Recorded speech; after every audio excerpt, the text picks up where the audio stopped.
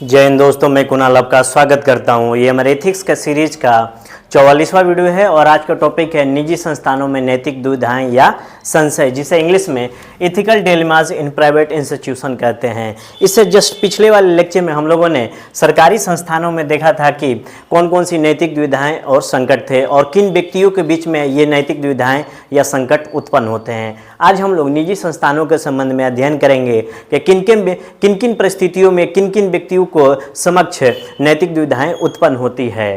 तो समझते हैं कि निजी संस्थान जो होते हैं सरकारी संस्थानों से अलग होते हैं। निजी संस्थानों का उद्देश्य और स्वरूप सरकारी संस्थानों से अलग होता है, तो स्वाभाविक तौर पर इनकी जो चिंताएं और दुविधाएं हैं निजी संस्थानों की सरकारी संस्थानों से अलग होगी। अब अगर हम देखें तो प्राइवेट सेक्टर में निजी संस्थानों में चिंता करने वाला व्यक्ति कौन होता है, किसके समक्ष चिंता उत्पन्न होती है तो या दुविधा उत्पन्न होती है, तो जिनके समक्ष चिंता या दुविधा उत्पन्न होती है वो होते हैं मालिक या टॉप मोस्ट व्यक्ति होते हैं, जैसे कि सीईओ कंपनी के या एमडी। उनके समक्ष नैतिक दुविधाएं या चिंताएं उत्पन्न होती है निजी संस्थानों में। अगर व्यक्तिगत स्तर पर देखें तो प्राइवेट कंपनी या प्राइवेट सेक्टर में काम कर रहे व्यक्ति के समक्ष भी बहुत सारे व्यक्तिगत संकट या नैतिक दुविधाएं उत्पन्न होती है।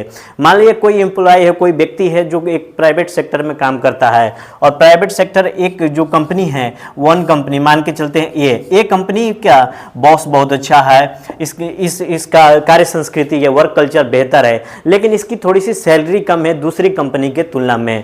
ये बी कंपनी है, बी कंपनी में काम कर रहे जो कर्मचारी है उसकी सैलरी ज़्यादा है ए कंपनी से।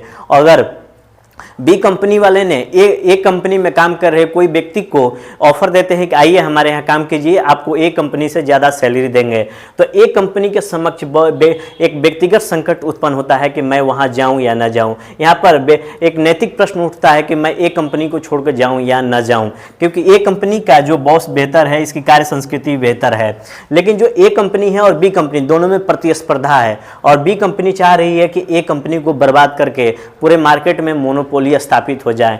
तो यहाँ जो एम्प्लॉय है काम करते हैं उनके समक्ष एक नैतिक प्रश्न उठता है कि थोड़ा सा ज़्यादा पैसे के लिए वन कंपनी को छोड़कर यानी ए कंपनी को छोड़कर बी के पास चले जाएं। तो यहाँ पे एक व्यक्तिगत संकट उत्पन्न होता है कि जाए या ना जाए। तो ये देख लीजिए, एक प्राइवेट सेक्टर में काम कर रहे मालिक और टॉप मोस्ट अधिकारियों तथा प्राइवेट सेक्टर में काम कर रहे कोई कर्मचारी, उनके समक्ष नैतिक दुविधाएं उत्पन्न होती है, नैतिक संकट उत्पन्न होते हैं। इसको देखेंगे कौन कौन सी नैतिक दुविधाएं और संकट इन कर्मचारियों के समक्ष या मालिक के समक्ष उत्पन्न होते हैं, समझेंगे अभी।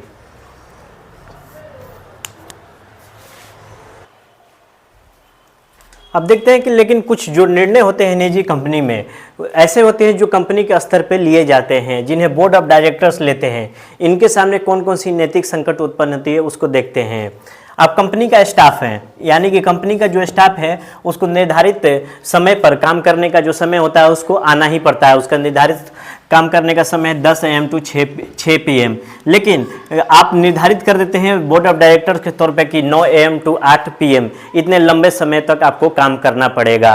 अतिरिक्त समय पर रुकना पड़ेगा, क्योंकि आप अतिरिक्त समय पर रुकना पड़ेगा जब आप कोई कंपनी है, कोई स्टाफ है, कंपनी का जो स्टाफ है वो अपना टैलेंट और समय बेचता है प्राइवेट कंपनियों में, तो अतिरिक्त समय आपको रुकना पड़ेगा, ऐसा बोर्ड ऑफ डायरेक्टर्स बोलते हैं। यानी कि अतिरिक्त जो समय होगा वो आपको देना होगा, यानी कि परिवार और सामाजिक जीवन से आपको अपना समय की कटौती करके इस कंपनी को देना पड़ेगा, आपको मेहनत करनी पड़ेगी, यानी कि अपनी क्षमता और योग्यता कंपनी को सौंपना पड़ेगा। यानी कि जो पारिवारिक जीवन है, सामाजिक जीवन है, उसमें से कटौती करना पड़ेगा ओवर टाइम देने के लिए, ठीक है। तो ये आपको करना पड़ेगा, और क्यों करना पड़ेगा इसकी स्थिति को समझ लीजिए, क्योंकि स्थिति ऐसी है कि बहुत ज़्यादा बेरोजगारी है। अगर आप ओवर टाइम नहीं करते हैं तो ओवर टाइम नहीं करते हैं और कंपनी छोड़ के चले जाते हैं तो उस कंपनी पर कोई फर्क नहीं पड़ेगा, क्योंकि आपकी जगह लेने के लिए बहुत लोग हैं। तो यहाँ पर एक नैतिक संकट उत्पन्न होगा कि आप ओवर टाइम करें या ना करें, ठीक है ना, क्योंकि आपका शोषण हो रहा है यहाँ पर। और बोर्ड ऑफ डायरेक्टर्स का है कि आपको अतिरिक्त समय देना पड़ेगा। अगर आप चाहते हैं कि हम कंपनी में नहीं भी आप जा रहे हैं तो कंपनी की स्थिति यथावत बनी रहेगी, तो बेरोजगारी इतना ज़्यादा है कि आपका जगह लेने के लिए कोई दूसरा आ जाएगा। तो यहाँ पर नैतिक प्रश्न उठेगा कि आपको ओवर टाइम देना देना है या नहीं देना होगा, ठीक है, क्योंकि आपका यहाँ एक तरह से शोषण ही हो रहा है और अपनी नैतिकता से आप अपनी नैतिकता से समझौता करने के लिए तैयार हैं या नहीं, आप पर डिपेंड करेगा। तो ये भी एक नैतिक संकट उत्पन्न होता है। अभी और आगे देखते हैं कौन कौन सी नैतिक संकट हैं।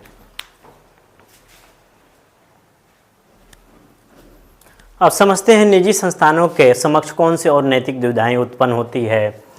निजी कंपनी का जो निजी कंपनी होती है उसका मुख्य उद्देश्य होता है लाभ कमाना। जैसे कि एक थर्मल पावर प्रोजेक्ट है जहां से बहुत सारा कार्बन का उत्सर्जन होता है जिससे पूरी जलवायु और वातावरण पर फर्क पड़ने लगा है। आसपास का जो क्षेत्र है धुआं धुआं हो जा रहा है और जो पूरा का पूरा वातावरण है विषैला हो जा रहा है, जैसे कि दिल्ली का।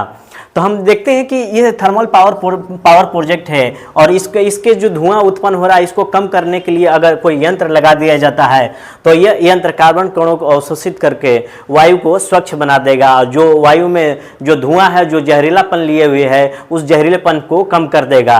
तो क्या यंत्र लगाए या ना लगाए, कंपनी के समक्ष यह नैतिक दुविधाएं उत्पन्न होती है, क्योंकि यंत्र की कीमत लगभग 20 करोड़ रुपए है और प्रश्न उठता है कि कंपनी इस 20 करोड़ को खर्च करे या नहीं करे, क्योंकि अगर ये 20 करोड़ रुपए खर्च करता है तो कंपनी का लाभ गिर जाता है या उसको अपने उत्पाद का कीमत बढ़ाना होगा। अगर वो अपने उत्पाद या प्रोडक्ट का कीमत बढ़ाता है तो उसकी वस्तु की मांग गिर जाएगी, क्योंकि दूसरी जो कंपनी है वो यंत्र नहीं लगाई है, जिससे उत्पाद का उसका मूल्य इस कंपनी जिसने यंत्र लगाया है उसकी तुलना में कम है, तो बाजार से उसका वस्तु बाहर होने लगेगा। तो निजी कंपनी के समक्ष एक प्रश्न उठता है कि क्या मैं निजी लाभ को देखूं या सार्वजनिक हित को देखूं। तो यहाँ पर एक नैतिक दुविधा उत्पन्न होती है निजी कंपनी के समक्ष।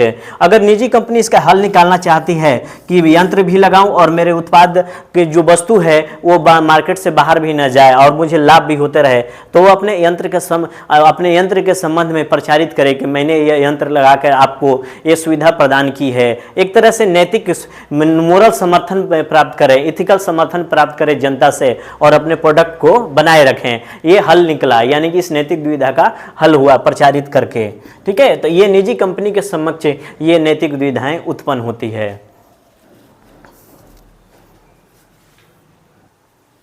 अब देखते हैं कि जो एमडी होते हैं या मालिक होते हैं उनके सामने कर्मचारियों को लेकर कौन सी नैतिक दुविधाएं उत्पन्न होती है। मान लेते हैं 2 कर्मचारी हैं, एक कर्मचारी थोड़ा सा कम योग्य है बी की तुलना में लेकिन बहुत अधिक ईमानदार है, लेकिन जो बी है अधिक योग्य है ए की तुलना में, लेकिन लेकिन थोड़ा सा बेईमान भी है। लेकिन बी जो है एक कंपनी के लिए अपरिहार्य है, जरूरी है।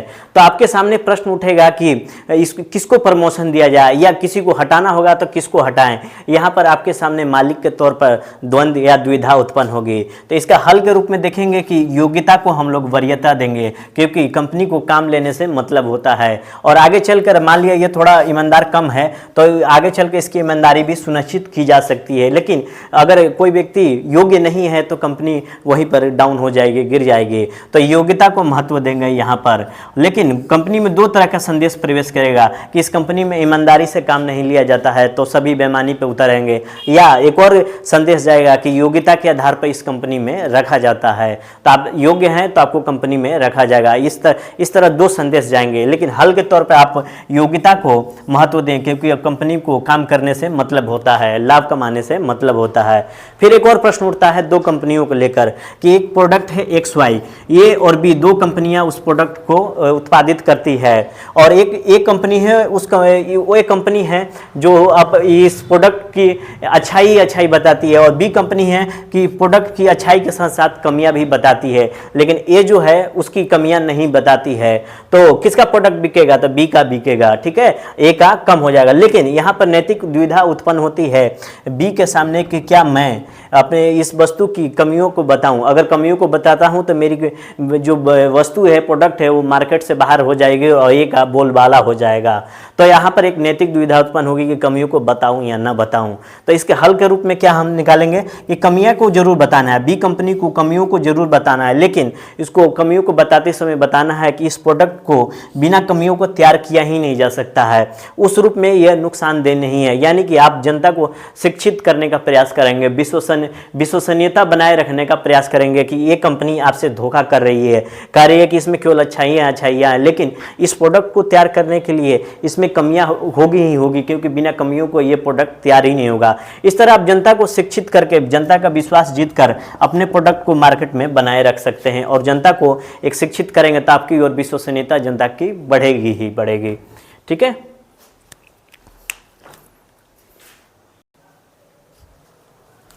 अब देखते हैं टैक्सेस को लेकर निजी संस्थानों में कौन सी नैतिक दुविधाएं उत्पन्न होती है।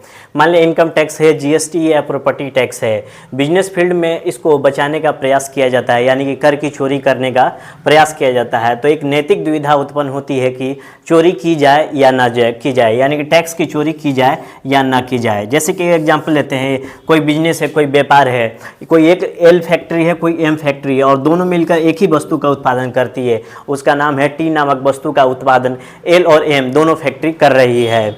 एल फैक्ट्री क्या कर रही है कि टैक्स नहीं दे रही है और ये उस वस्तु को 92 रुपये में बेच दे रही है, जबकि जो एम कंपनी है 100 रुपये में उस वस्तु को बेच रही है 10% टैक्स देने के बाद। तो यानी कि कोई व्यक्ति उसको कोई जनता है, कोई आम जनता है, उसको कम सस्ते वाली वस्तु को सेम गुणवत्ता वाली मिल रही तो लोग लेना पसंद करेंगे, यानी कि एल वस्तु की जो वस्तु है वो मार्केट में छा जाएगी, एम की जो वस्तु है मार्केट से बाहर होती चली जाएगी। ये टैक्स पे कर रहा है, लेकिन इसकी जो वस्तु का दाम है वो 8 रुपया एक्स्ट्रा है, यानी कि एल की खरीदारी यहाँ पर बहुत ज़्यादा होगी, एम की गिर जाएगी। तो यहाँ पर संकट उत्पन्न होगा एम के सामने कि टैक्स दें या ना दें। तो ये नैतिक दुविधाएं उत्पन्न होती है। ठीक है।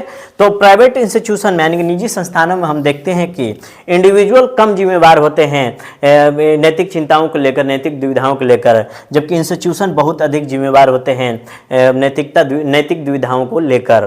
तो हम अगर बात करते हैं नैतिक संस्थानों में, निजी संस्थानों में कि प्रोबिटी, इंटीग्रिटी, ये नैतिकता जितनी भी हैं, ये सारी चीज़ें जो अच्छी चीज़ें हैं ये थोड़ा सा टाइम लेती है, चीज़ें एस्टैब्लिश होने में टाइम लेती हैं, लेकिन जब ये अपना रंग दिखाती है तो बहुत जबरदस्त तरीके से काम करती है। देखते हैं कैसे काम करती है।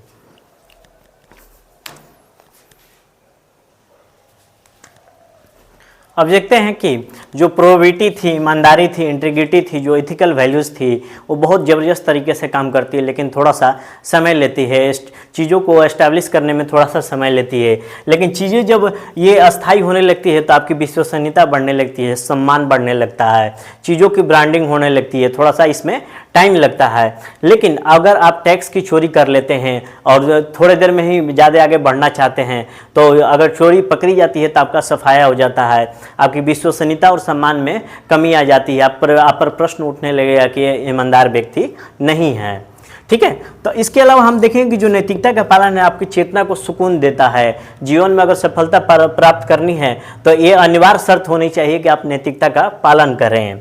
इसलिए कहा जाता है कि प्रशासन का काम प्रशासन का जो काम होता है बेसिकली नैतिक कार्य होता है, यानी कि इथिकल वर्क होता है। वहीं पर प्रशासक जो होते हैं ये नैतिक अभिकर्ता होते हैं, मोरल एजेंट होते हैं, यानी कि प्रशासन का काम करने वाला या प्रशासन के कामों का अंजाम देने वाला व्यक्ति प्रशासक होता है, मोरल एजेंट होता है। एक अमेरिकन चिंतक है ऑडवे टिड कहते हैं कि जो बेसिकली जो प्रशासन है एक नैतिक कार्य है, केवल डंडा दिखाकर प्रशासन नहीं किया जा सकता है। नैतिकता का प्रशासन में बहुत बड़ा योगदान होता है, और जो प्रशासक होता है एक मोरल एजेंट होता है, नैतिक अभिकर्ता होता है। ठीक है, इसको थोड़ा ध्यान रखिएगा। तो ये रहा अपना निजी संस्थानों में नैतिक दुविधाएं और संशय। अगले दिन देखेंगे एक अलग टॉपिक। ठीक है, तो आज भर के लिए इतना ही रखते हैं। आपके सहयोग के लिए धन्यवाद। नमस्कार, जय हिंद।